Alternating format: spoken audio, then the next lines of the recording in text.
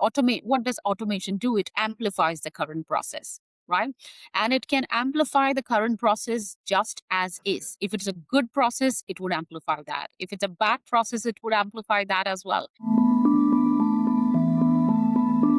So, hello, thank you very much for joining our podcast, The Process People. And as you know, this show is really an open conversation that we want for and about the people who are doing the real work of transforming organizations and influencing also the future of work. And this is the reason why we wanted to have you with us, because for what you are currently doing, but also considering the fact that you have also a real and concrete experience in the industry, and you have moved after 12 years or 13 years of practice for companies, including like IBM. Yes. You have moved to the more educational part, and now you are inspiring others. And this is really the reason why we wanted to have you with us at the Process People podcast. So thank you very much, Anita, for being with us today. And first, for people who haven't come across your organization before, can you tell us what you do serve today, and what problem do you solve for them today? Sure. First of all, thank you so much, Ellen, for having me in your podcast. Thank you to you and thank you to Famla AI. And I'm so glad to be here. Right. So Okay, great. as you just introduced my name, I'm Anita Stalin and I'm a master black belt in Lean Six Sigma and also other project management methodology. And my work involves coaching and supporting organizations. I work with transformation teams across the globe, especially who are trying to build a culture of change and implement operational excellence along with the rapidly changing AI. Because mostly one challenge that I see in common in all the organization is that they want to modernize the processes rapidly, but they still work with fragmented processes and siloed thinking. And my work and my team's work help bridge that gap with operational excellence, with digital transformation, critical thinking, and also building a system rather than just building operational transformation. Okay. Well, what is more specifically, what is your role among your team today? Because everything is evolving, our work, my team's work has also evolved. So it spans from training to also consultation, coaching, complete business transformation. Instead of just training people in several processes alone, we would have like a complete transformation. We would train people, we would certify them on Lean Six Sigma. That's quite common. But what we do now is how can Lean Six Sigma methodology integrate with the rapidly growing AI systems? Because it is so easy to automate things. It would amplify, automate. What does automation do? It amplifies the current process, right? And it can amplify the current process just as is. If it's a good process, it would amplify that. If it's a bad process, it would amplify that as well. So me and my team that is where we would bridge that gap, and we would try to reduce or eliminate the waste, the extra bulge, the non-value adding activities, which is not adding any value to the customer or even the business. So we would want to only keep the ones that are value adding for the customers and the business. And then we would allow AI transformation so that that amplifies only the good things and only the value add. So it involves everything. Excellent. That's exactly the purpose. And I think we are going to have a very exciting exchange. And we really want it as an open conversation. And we like to start our podcast with some icebreaker, as we say. I have just a very easy and funny question for you. Who is the most famous person you have ever run into, and what was the situation? And then after, we will start with a more serious and specific exchange. Have you ever met any famous people, and can you tell us? Wow, that's really amazing. It's It's a different way of ice breaking, because we've seen icebreaker like a game or some other questions and all, but asking whether you met a famous person or not, that's really amazing. In the last decade, like 5 to 10 years, my team and I have got a lot of opportunities meeting famous people in the industry and also outside, celebrities and cricketers and stuff like that. But if you ask me just about one person, then I would say it's in our ILSSI conference 2022 in Romania. We met David Hutchins, who's very famous in our field, very famous in operational excellence. And he's almost 90 years old now. And he is so energetic, and there's so much to learn from his rich experience. So, what happens whenever we meet any famous people? We just say, okay, we can click a picture and maybe we could maybe take an autograph like the old days. But here, John Dennis, as you know, the chairman of ILSSI, allowed me to sit beside David Hutchins, and he said, okay, that table is all yours. And I sat beside him and listening to the stories from the pioneer group about how lean and Six Sigma transformed the whole world was really an amazing experience for me. Brilliant. So Okay, okay, okay, okay. That's a very good one. Amazing. Yeah. yeah, of I course. hope you Thank you. have the same type of amazing experience for your next convention happening soon, I guess, in September, right? Yes, it's in Slovakia in In September. Slovakia this year. Slovakia, Okay. correct. Okay. Okay. So I would like to learn more about your experience and your perspective. And in that respect, what's a piece of conventional business wisdom you followed early on, and before realizing later it was completely wrong for you and you changed it? That's also very interesting to because that's really shaping coming from the experience. Can you tell us more? Yeah, absolutely. Even today, what happens is when we are in any kind of training, it's always 80/20, like Pareto, right? We only learn 20% of it, and 80% is what you learn with experience on the field. The same thing happened with me. Though I was a black belt and master black belt when I was employed with corporates, what we would do is we would try to identify which department is doing not the great, right? The lowest, if I say. We would just look at numbers and we say, okay, out of the 10 departments, I think this department is scoring very less. So let us just concentrate on that department. And then we would say, okay, this department is not giving us enough revenue. So let's try doing something. And if it is not working, we could dissolve the team. Right. So that worked to some extent, but now I realize that that was not the best way of transforming. Now, over the years where I've worked with several industries, now I know that it has to be system thinking rather than just process improvement. So when we are just doing process improvement, it was more of a siloed thinking. All the department would work within their department and they want to improve their own department and not thinking how it is going to impact their upstream or downstream department, right? So not only vertical but also horizontal. So with experience, we identified that the whole system has to be evolved, not only one department that is not doing that great. That is just a byproduct, or you would say that is just a symptom that this particular department is not working enough or it is not giving us enough revenue. But it's always top down and bottom up, right? Mhm. Some of the companies would say, you know what, we have a top down system. Some would say we have bottom up system. We always give importance to people, but I would call it a flipped pyramid. I would say both are important, right? So when it Excellent. is important from a top down perspective, when you have a vision in mind, you have to cascade it to your people. That becomes top down, right? Then the vision, mission, your planning and execution. And then execution happens as per planning, planning towards the mission and mission towards the vision. So I would call it a flipped pyramid. And that has worked very well. And we would also incorporate that in our trainings and our coaching sessions. We tell them, don't just send us your junior managers or mid managers. You should also send top team, because when we make the juniors smarter, how are the seniors going to deal with smarter people, isn't it?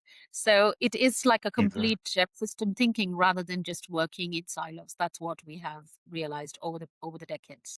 I fully agree. That sounds very similar to my own experience as well. And I'm convinced that top down or bottom up alone can't work as well. Hmm. They need to be combined. I like what you and you called it the the flip pyramid. The flipped pyramid, yeah, the flipped. Okay, Yeah. okay, So you always okay. you have a I pyramid like like that. this, and then you also have to flip Yeah, it. yeah. So flip the Okay, I like pyramid. that. Okay. Yeah. If you could add one thing to the standard playbook in your discipline of continuous improvement, operational excellence, what would it be? What is the field not yet doing what it should be according to you? Hmm. Okay. What do you think people are not doing and they should start doing? Yeah. Yeah. Okay. Most of the organizations, or I would say all the organizations, are now moving towards AI, which is a good thing. Very good. But when they want to modernize it with AI, they should also see to it that you need to be a change enabler. People should not feel that change is imposed on them, but people should feel that they are also a journey of this change, right? So you make people ready, you take people's opinion, you always bring them in the journey of this transformation, whether you want to digitize it or you want to completely bring AI in it. Because end of the day, we deal with people. We don't deal with machine all the time. Machine can only do whatever you teach, and it is going to be a repetition of whatever we teach AI, right? Also, if you go back to several years, the Toyota way is something that the world is talking about even now. You know why? Because if you Google about the lean principles, you would only see 5 principles. And everybody knows, whoever is in the lean field, everybody knows lean has 5 principles.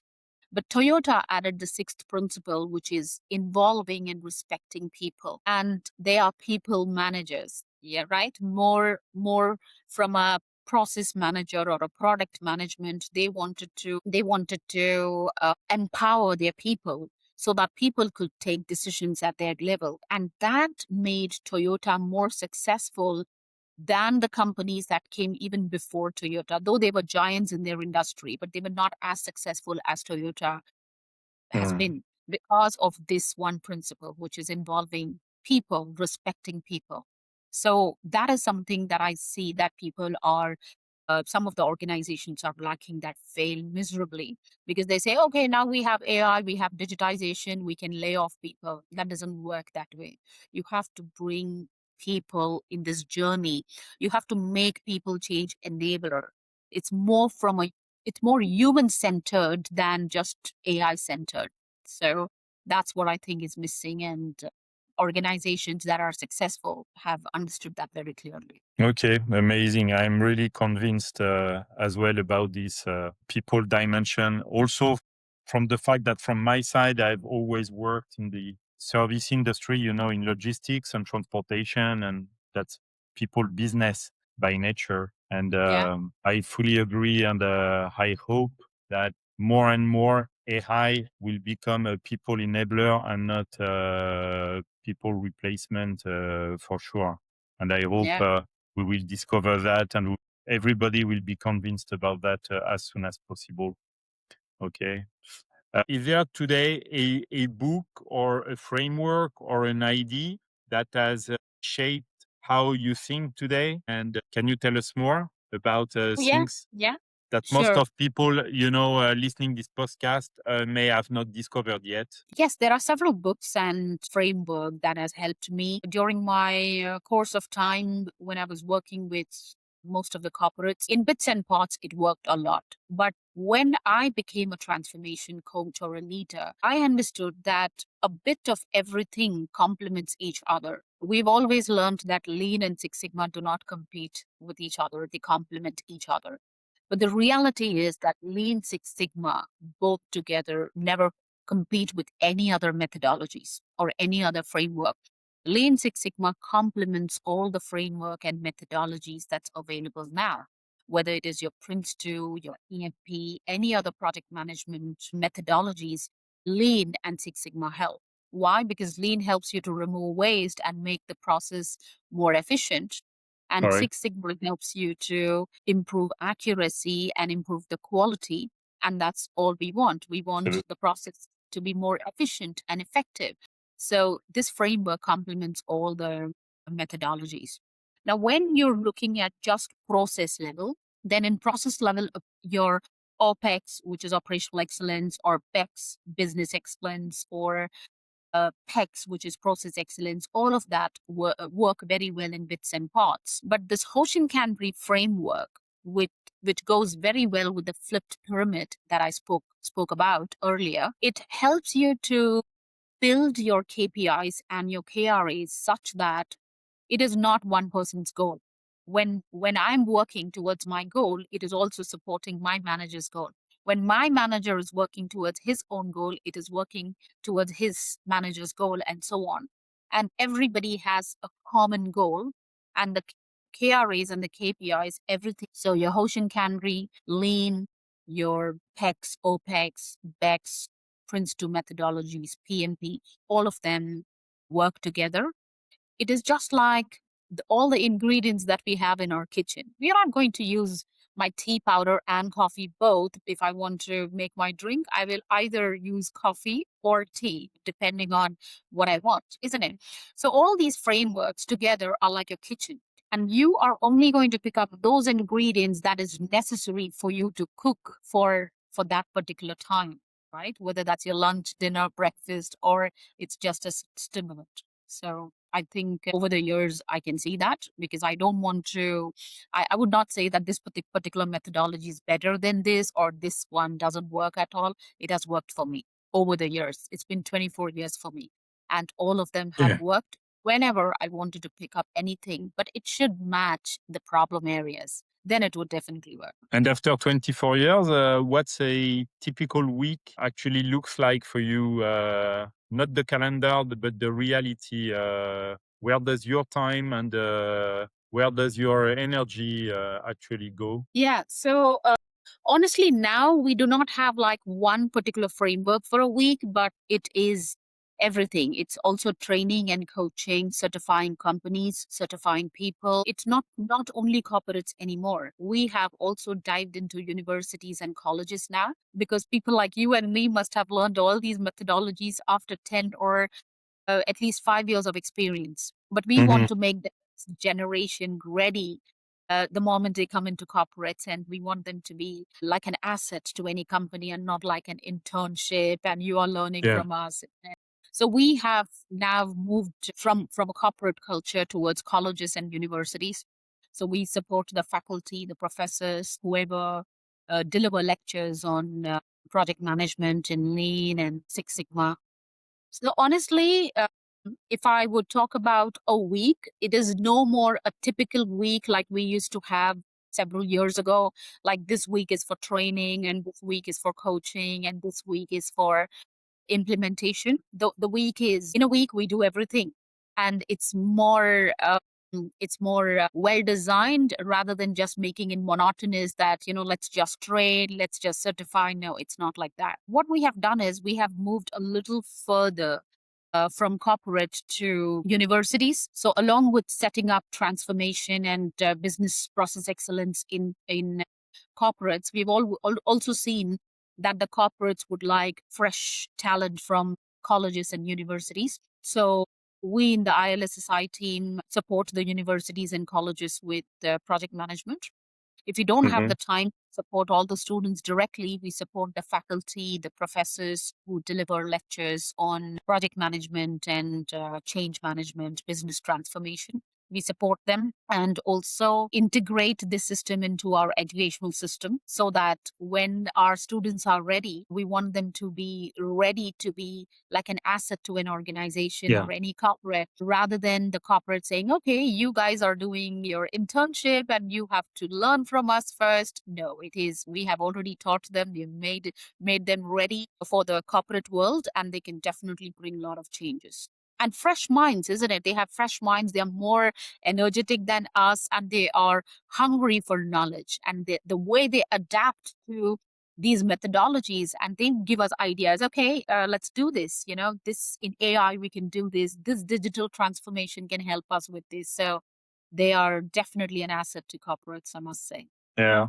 In that respect, is there something still sitting on your desk that you have not cleaned?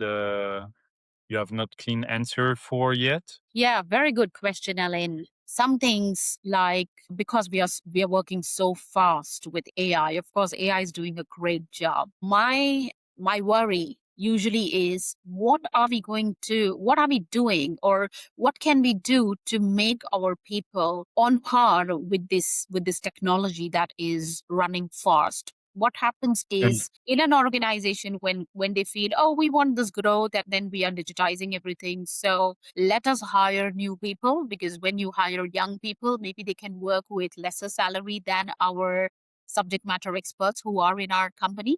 And they would say, okay, I think if we lay off people who are already 15 years or 10 years or 20 years in our organization, I think we can lay off because they are not doing great in our organization. So I want to change that mindset, that laying off Mm. people and just hiring new people is not going to solve. When you want to lay off someone, let's say when Elaine goes from this organization, it is not one person. It's the wealth of knowledge that goes with Elaine, because Elaine has been in the organization for more than 10 years. He has the wealth of knowledge, which, somebody where you just bring someone from outside is not going to justify. So we want to align that. Of course, we want fresh talent. We want to have modern technology. But at the same time, how can someone who is a subject matter expert and has the wealth of knowledge of the organization work together? So this is my worry. And we have worked to some extent, but it's not, people are not really open to accept this at this point in time. Maybe it'll take some time. Yeah, Mhm. let's see how it goes. And this year, what does the success look like for this year as per your objectives? Success for me would be just looking at, out of all the projects that we've been doing in business transformation, how many were successful, not only from a revenue perspective, but from all the important perspective. It is not only finance, but also customer, and also internal Mhm. process, and your learning and development for employees. To be very precise, your balanced scorecard. So out of all the projects that has come to us, we want to know how many projects and business transformation were done successfully in all these terms, from a business perspective, which is financial, from a customer's Mhm. perspective, taking care of customers' expectation, exceeding customers' expectation, their worries, their queries, and whatever they are not very happy with that, with the organization. The third one is also about internal processes, whether we have made our processes easier, better, faster, cheaper, and also safer than how it was. And the Mhm. last one is also from an employee perspective. Have we worked enough for learning and development of employees, making their life easier, better, faster, and happier in the organization? Because it is Mhm. so true. When you take care of your employees take care of your customers, right? And Mhm. when you take care of your customers would never leave you. They would always be loyal to you. And when customers are loyal to you, money will follow, right? So from Exactly. yeah, from this perspective, we would like to know how many business transformation were we able to do from all these aspects and not from one aspect. As a consultant or as a business transformation coach, we often like to measure success with money, right? Mm. But that money should not be at the cost of employees are unhappy, we've laid off people, or it's only machine and no people. We don't want that. We want it more to be human centered transformation, a complete business Yeah. transformation, having consistent. Yeah, it would be short-term money or easy money, but not sustainable, right? Yeah, in Okay. the long run, what are we doing? Uh, are there some friction points today? What is standing between you and that as of today in order to be successful at the end of the year? Yeah. What we have identified now is people feel the moment you integrate AI, it is going to solve all the problems. Okay. Which is true. But AI is not going to replace the nuances, the judgment that people would bring in. Right. Yeah. Yeah, exactly. Yeah. So I've seen organizations, everybody now some of the organization want to transform and they want to be like at the top notch in their industry. There are some organization who are very scared of what to do now because there are giants in the industry, and I think AI is going to eat up everybody's job and business. So I Mm. see a lot of fear of AI. I also see siloed thinking. I still Mhm. see that organization, it is more individual competition rather than thinking that it is teamwork as an organization. So the moment there is a consultant or anything that the organization wants to change, I see that there is a lot of fear of AI. And when there is a lot of fear in AI, every department would want to show how important their department is and why they don't want AI in their department. And also resistant to change, which is a problem for human beings, right? Nobody wants change. So resistant to change, fear of AI, also individual competition rather than thinking from a team's perspective or a customer's perspective. Everybody just would like to say, oh, you know what, individually I'm doing this, but if this stops, then maybe the business would not run. So whether I'm an outsider or one of the team, we are not able to get the best out of what can we do. In some of the organizations, I'm not saying all of them, but in organizations where they have a very good culture of change management and continuous improvement, people have also built the mentality and mindset of people that they know that when anything happens, we should always be thinking about business, because if business is strong, it is definitely going to keep us in the business. But if the business falls, what's going to happen to us, right? So Yeah. that mindset and having continuous improvement culture, fear of change, fear of AI is what comes between us and what we vision. And talking about AI itself, anything that you expected AI to change and that AI has not changed yet? Didn't expect AI to change that, but I think very soon that is going to happen. Is about emotional balance and emotional intelligence. Okay. Of course.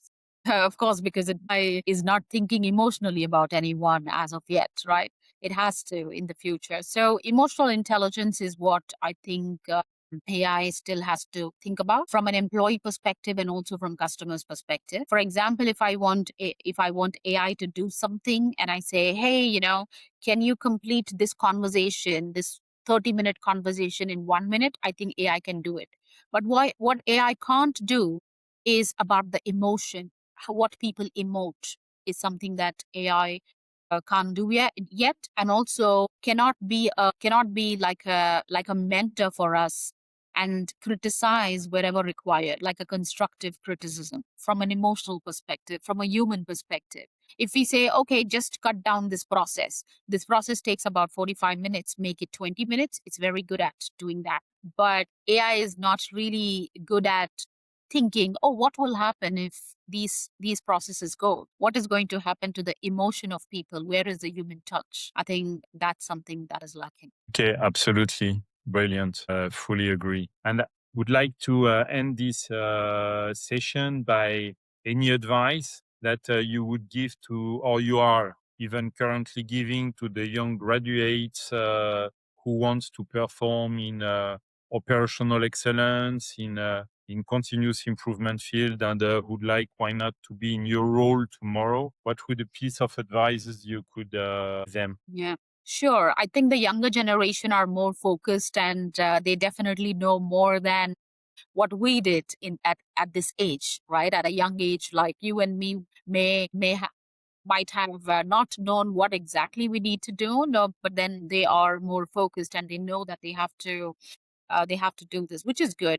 But my advice to the younger generation would be, don't rely on just one degree or one certification or just one particular skill, right? You have to be multi-skilled these days.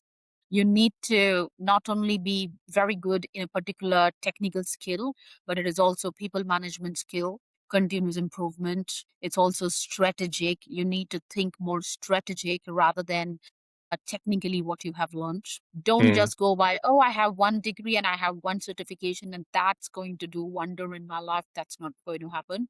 And try to get into jobs which make you uncomfortable, because the more uncomfortable you are at the early age, you become more resilient and you also learn more. You learn more at this age, so challenge yourself with challenging tasks. Don't try to go for easy jobs that, oh, I have easy job and easy money. Rather, you would like to say whatever money comes, that's a bonus, but what you are Mm. doing earlier time is, especially, what can you learn, right? Because you learn a lot, and when you are young in the company, there are seniors who are ready to help you. But once you become Yeah. a senior, maybe you become rigid and you will have to unlearn and then learn again. But now you don't have to unlearn at all. You're ready. So look from a horizontal and vertical perspective, not just one perspective from an educational standpoint or a skill point standpoint, Don't and get and experience as soon as possible in your career. That's going to get you more, sorry, that's going to take you places rather than just collecting degrees and certificates and not doing it. So do the job, go to the Gemba is where the yeah, work is done. So go yeah, and exactly. you know see yourself in the Gemba. Go and see it yourself. That's Yeah. more. And don't be afraid about leaving your comfort zone. Yes, don't be afraid. Correct. Your comfort zone makes you more comfortable, but your learning stops. You don't want to do that. Exactly.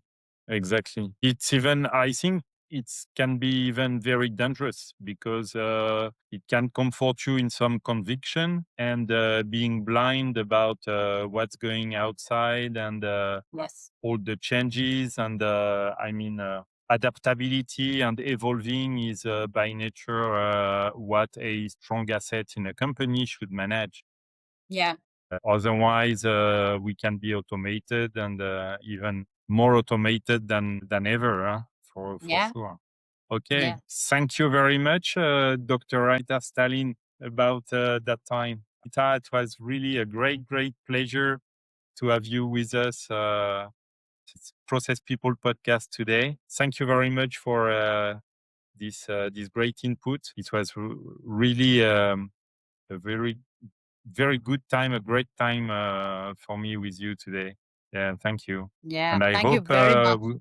we can have soon the opportunity to meet in person. Yeah, we should meet in Slovakia in the conference, definitely.